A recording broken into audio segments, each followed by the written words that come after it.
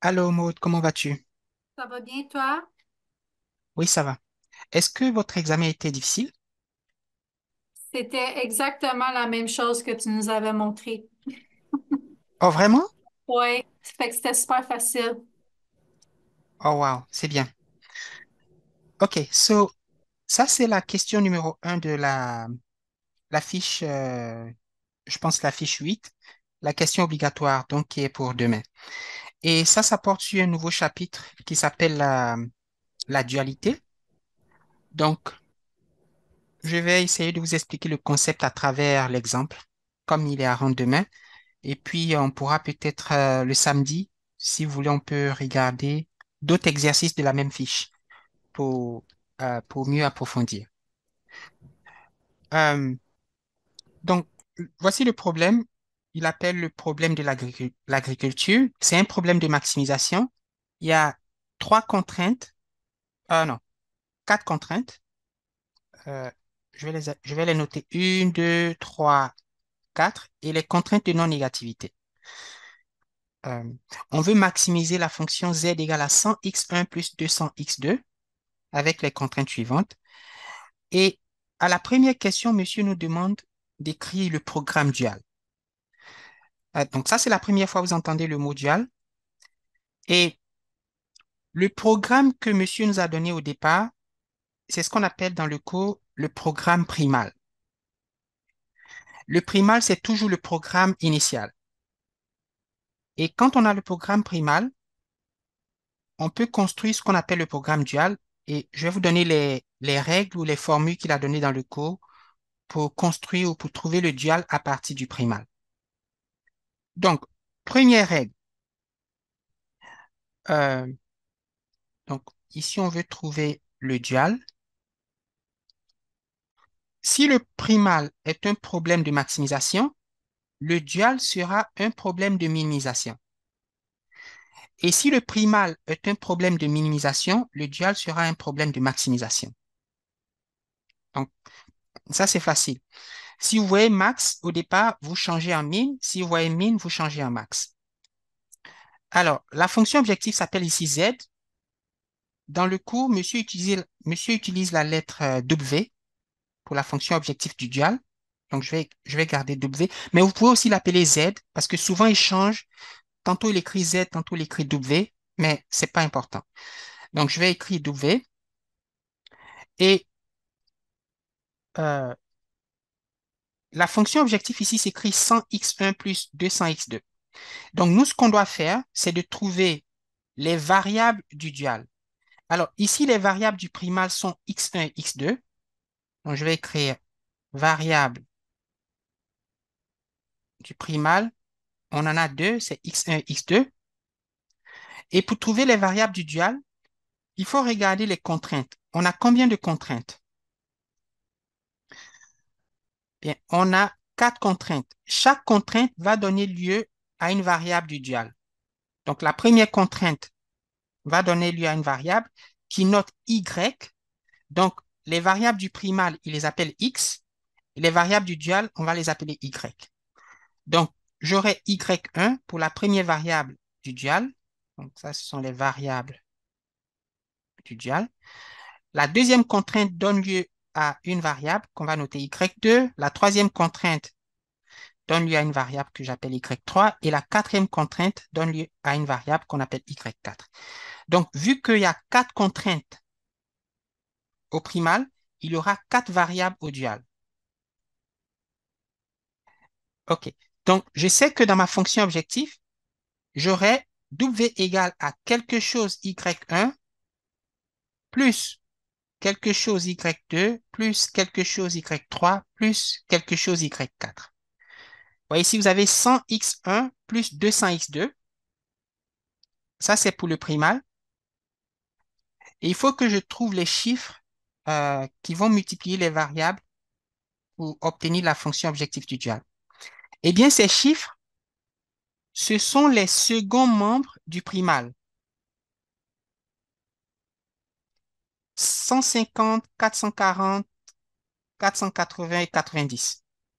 Donc, je vais faire 150 fois y1 plus 440 fois y2 plus 480 fois Y3 plus 90 fois Y4.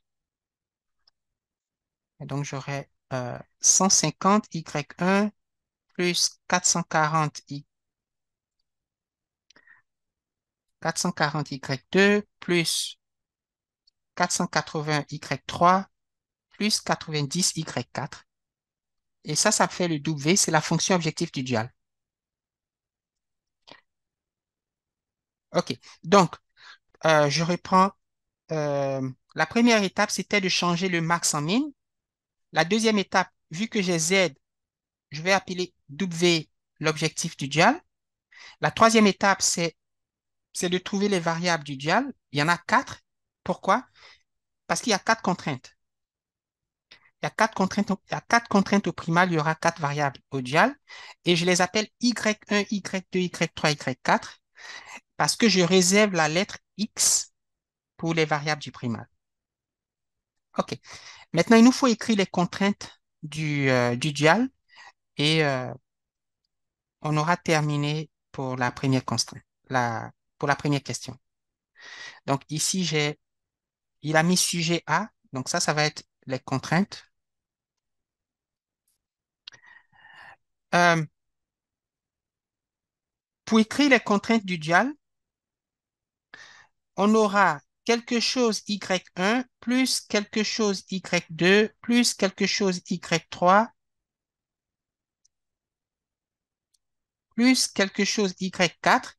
Et vu que toutes les contraintes du primal sont inférieures ou égales, au dual, on aura supérieur ou égal. Toujours. D'accord, ça, c'est la première contrainte. Et vous allez dire, mais quels sont les chiffres qu'on va mettre devant devant les Y? Eh bien, regardez les chiffres qui sont en face des X1. Donc, j'ai un X1.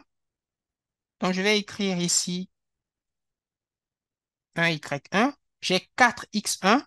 Je vais écrire 4Y2. J'ai un X1. Je vais mettre ici 1. Et puis, j'ai un autre 1 ici. Donc, je vais mettre ici 1. Et puis, à droite, je vais mettre le coefficient de X1 dans la fonction objectif du primal. X1, son coefficient, c'était 100. Ben, je vais le mettre ici, à droite. Alors, j'ai une deuxième contrainte. Pourquoi? Parce qu'il faut faire la même chose pour X2.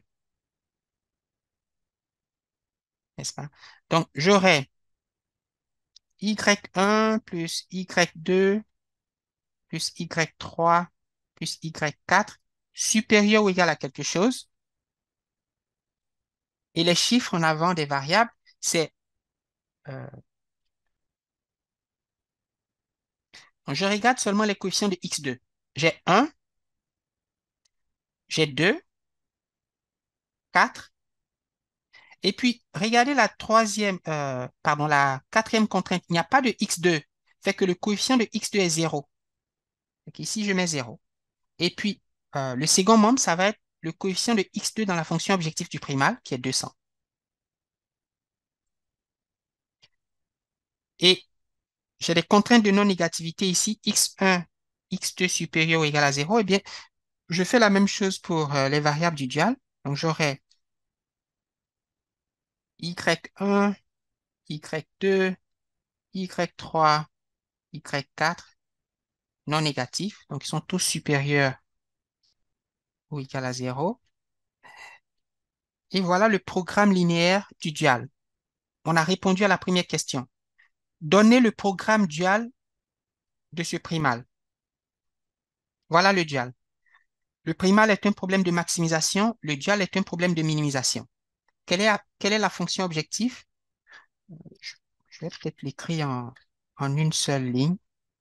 Donc, voilà la fonction objectif du dual. Les contraintes, il y a deux contraintes. Et pourquoi il y a deux contraintes? Eh bien, parce qu'il y a deux variables au primal, x1 et x2. Pourquoi il y a quatre variables au dual? Parce qu'il y a quatre contraintes au primal. OK. Alors, ça, c'est le cas le plus simple parce que vous voyez que monsieur nous a donné des contraintes où les signes sont partout inférieurs ou égaux. Donc, peut-être plus tard, je n'ai pas regardé la fiche numéro 8, les autres questions. Peut-être qu'il y a des questions où il a mélangé. Donc, si on a des contraintes au primal où il y a le signe inférieur ou égal, supérieur ou égal, ou que les contraintes de non-négativité ne sont pas toutes supérieures ou égales à zéro, alors il va falloir, c'est le cas le plus difficile. Donc, je pense que le samedi, on aura le temps de faire, de traiter les autres cas. Mais pour l'instant, je vous montre l'exercice obligatoire, c'est le cas le plus facile. Donc, c'est comme ça qu'on trouve le dial. Si vous avez compris ça, on peut regarder la question numéro 2, où il vous a donné le tableau optimal. Vous voyez, il a fait pour vous toutes les itérations. C'est pas le tableau initial, hein, c'est le tableau optimal. Si vous dites, Olivier, comment sais-tu que le tableau est optimal? À partir du tableau du simplex final, c'est le dernier tableau. Donc, je sais que c'est le tableau optimal. D'ailleurs, je sais qu'il est optimal parce que regardez, tous les coefficients sont négatifs ou nuls dans la ligne de Z. Fait qu'on a atteint la solution optimale. Et ce tableau, ce n'est pas pour le dual, c'est pour le primal. Et monsieur veut qu'on... Vous voyez, donc, ce qui se passe, c'est que à l'examen, monsieur vous a donné le programme primal, vous avez fait les... Vous avez trouvé, vous avez introduit les variables d'écart, vous avez fait les itérations, et puis vous avez trouvé ce tableau. Maintenant, il vous donne le tableau. Il vous dit, voilà le dernier tableau, mais il y a un nouveau programme qui s'appelle le dual, et il va vous demander de trouver le tableau optimal du dual à partir du tableau optimal du primal. Avant de... Donc ça, c'est pour... Je vais écrire ici, ça, c'est le tableau optimal par la méthode du simplex. Mais du programme initial, donc du primal. Et il pourrait, hein, donc ça, c'est une petite révision, il pourrait vous demander quelle est la solution optimale. Bien, regardez, x1, c'est 40. Les variables principales du primal, c'est x1 et x2. Donc, c'est ça qui nous intéresse. Et puis, je vais aussi connaître, je veux connaître la valeur de z. Donc, x1, c'est 40. X2, c'est 110. Alors, les variables des cas, ça ne m'intéresse pas. Et puis, Z, c'est 26 000.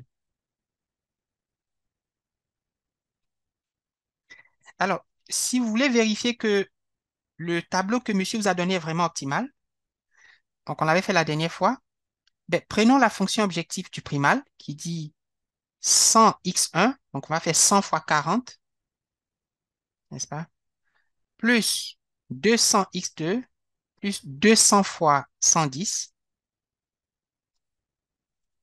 Et ça fait combien, s'il vous plaît, avec la calculatrice?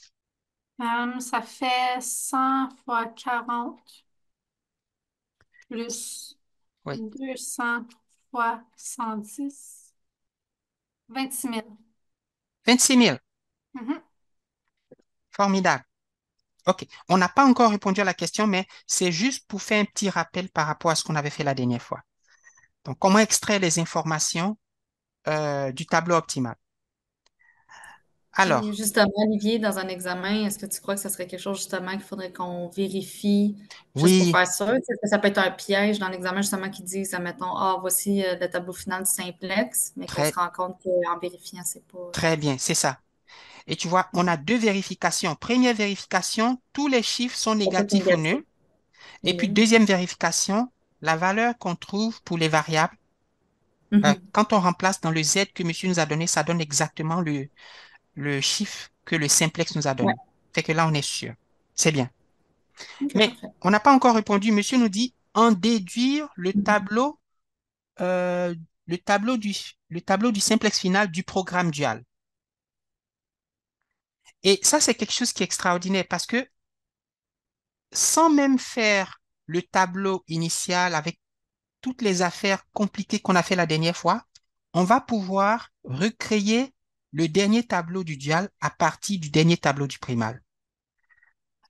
Alors, comment est-ce que ça marche?